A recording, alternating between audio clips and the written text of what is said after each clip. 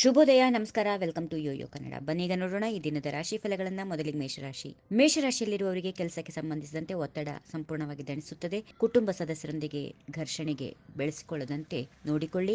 ಅಗತ್ಯಗಳಿಗೆ ಹಣ ಖರ್ಚಾಗುವ ಸಾಧ್ಯತೆಗಳಿವೆ. ವೃಷಭ ರಾಶಿ, ವಿದ್ಯಾರ್ಥಿಗಳಿಗೆ ಉತ್ತಮ ಫಲಿತಾಂಶ ಸಿಗುವಂತಹ ದಿನ. ಮಕ್ಕಳು ನಿಮ್ಮನ್ನು ಮೆಚ್ಚಿಸುವ ಕೆಲಸಗಳು ಮಾಡುತ್ತಾರೆ. ಕೆಲವರು ನಿಮ್ಮಲ್ಲಿ ಸಂತಾನ ಭಾಗ್ಯವನ್ನು ಪಡೆದುಕೊಳ್ಳುವ ಸಾಧ್ಯತೆಗಳಿವೆ.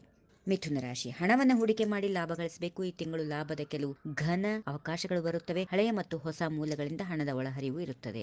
ಕಟಕ ರಾಶಿ, ಕೆಲಸ ಸ್ಥಳದಲ್ಲಿ ಹೊಸ ಜವಾಬ್ದಾರಿಗಳನ್ನು ನೀಡಲಾಗುವುದು. ಯಾರನ್ನಾದರೂ ಇಷ್ಟಪಟ್ಟರೆ ಅವರ ಪ್ರೀತಿಯನ್ನ ಗೆಲ್ಲುವಲ್ಲಿ ಯಶಸ್ಸು ಕಾಣುತ್ತೀರಿ. ಮದುವೆಯಾದವರು ವೈವಾಹಿಕ ಆನಂದಿಸುತ್ತಾರೆ. ಸಿಂಹರಾಶಿ, ಸಾಮರಸ್ಯವನ್ನ ಕಾಪಾಡಿಕೊಳ್ಳೋದು ಉತ್ತಮ.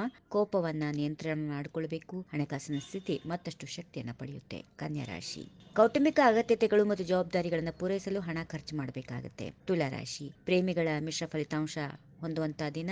ಒಂಟಿ ಮತ್ತು ಬೆರೆಯಲು ಉತ್ಸುಕರಾಗಿದ್ರೆ ಉತ್ತಮ ಪ್ರಸ್ತಾಪಗಳು ಬರುತ್ತವೆ. ಆಸ್ತಿ ಅಪಾರ್ಟ್ಮೆಂಟ್ ಖರೀದಿಯಲ್ಲಿ ಹಣ ಹೂಡಿಕೆ ಮಾಡುವ ಸಾಧ್ಯತೆಗಳಿವೆ. ವೃಶ್ಚಿಕ ರಾಶಿ, ಬೆನ್ನು ನೋವು, ಸ್ನಾಯು ನೋವು ಸಂಬಂಧಿತ ಸಮಸ್ಯೆಗಳಿಂದ ಬಳಲುತ್ತಿರುವ ಕಾರಣ ಕೆಲವು ದಿನಗಳು ತೀವ್ರ ಅನಾರೋಗ್ಯ ಸಮಸ್ಯೆಗಳನ್ನು ಎದುರಿಸಬೇಕಾಗುತ್ತೆ. ಧನುರಾಶಿ, ಈ ತಿಂಗಳು ನೀವು ಅಧಿಕೃತ ಪ್ರಯಾಣಗಳನ್ನು ಬೆಳೆಸುತ್ತೀರಿ. ಅವುಗಳಿಂದ ಸಾಕಷ್ಟು ಪ್ರಯೋಜನಗಳು ಕೂಡ ಇರುತ್ತವೆ. ಇನ್ನು ಮಕರ ರಾಶಿ, ಯಶಸ್ಸು ಕಾಣುವಂತಹ ಸಮಯ. ಅಸ್ತಿತ್ವದಲ್ಲಿರುವ ಉದ್ಯೋಗದಲ್ಲಿ ಬಡ್ತಿ ಹೆಚ್ಚಳಕ್ಕೆ ಅವಕಾಶಗಳಿವೆ. ವ್ಯಾಪಾರಸ್ಥರು ಹೆಚ್ಚು ಶ್ರಮಿಸುವಂತಹ ದಿನವಾಗುತ್ತದೆ. ಸರ್ಕಾರಿ ವಲಯದಲ್ಲಿ ಕೆಲಸ ಮಾಡುವವರಿಗೆ ಅತ್ಯುತ್ತಮವಾದಂತಹ ದಿನ. ಇನ್ನು ಕುಂಭರಾಶಿ, ಜೀವನ ಸಂಗಾತಿಯೊಂದಿಗೆ ಸಾಕಷ್ಟು ಆನಂದವನ್ನ ಪಡುವಂತಹ ದಿನ.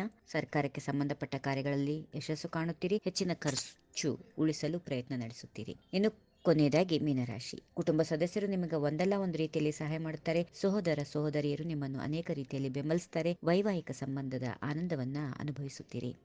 ಈ ವಿಡಿಯೋ ನಿಮಗೆ ಇಷ್ಟವಾದಲ್ಲಿ ಲೈಕ್ ಮಾಡಿ, ಶೇರ್ ಮಾಡಿ, ಸಬ್ಸ್ಕ್ರೈಬ್ ಮಾಡಿ.